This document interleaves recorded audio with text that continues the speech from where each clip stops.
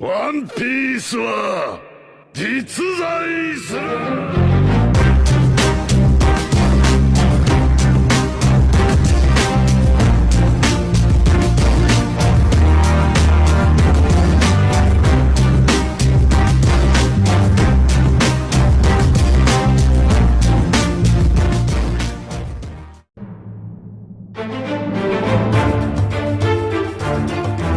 Yang benar-benar menarik tentang One Piece adalah, jika kita memiliki gagasan tentang apa sebenarnya One Piece itu sendiri.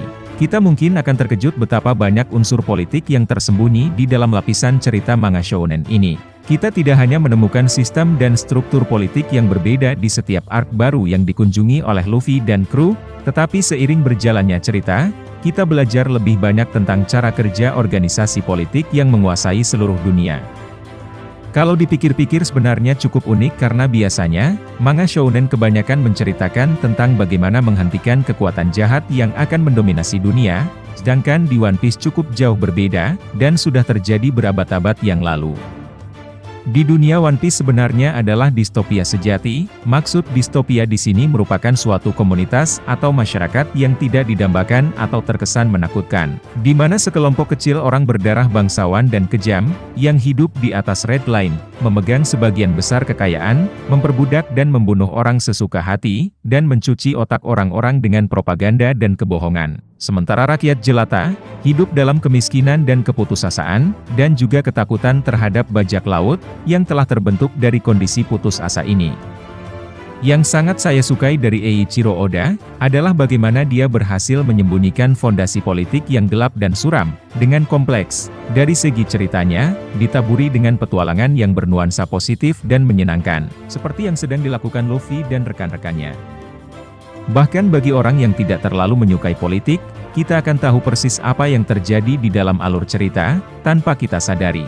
Dan itu juga akan membuat ceritanya lebih menarik dan menyenangkan, bagi penonton atau pembaca shounen yang remaja. Tanpa menghilangkan unsur yang lebih mendalam dan suram, dan masih terlihat menarik untuk fans yang sudah dewasa, alias bangkotan. Bagi saya pribadi, itu menunjukkan betapa jeniusnya sang penulis dari serial One Piece ini. Di satu sisi, kita bisa saja berargumen, bahwa pertarungan antara kerajaan kuno dan apa yang kemudian menjadi pemerintahan dunia saat ini, adalah settingan klasik manga shounen. Tetapi di sisi lain, Luffy adalah pahlawan yang tidak hanya harus menghentikan orang jahat untuk menang, melainkan dia juga harus mengubah dan membebaskan seluruh dunia, yang telah diperintah dan didoktrin selama hampir 1000 tahun. Yang membuat segalanya jauh lebih menarik adalah, karena Luffy tidak cukup hanya mengalahkan seorang penjahat besar untuk membebaskan dunia dari ketidakadilan, melainkan Luffy di sini harus benar-benar menghadirkan dunia dengan sistem yang bekerja lebih baik dari sebelumnya. Dan saya sangat penasaran, bagaimana reaksi orang-orang nantinya terhadap sistem ideal yang dibayangkan oleh Oda di akhir cerita nanti.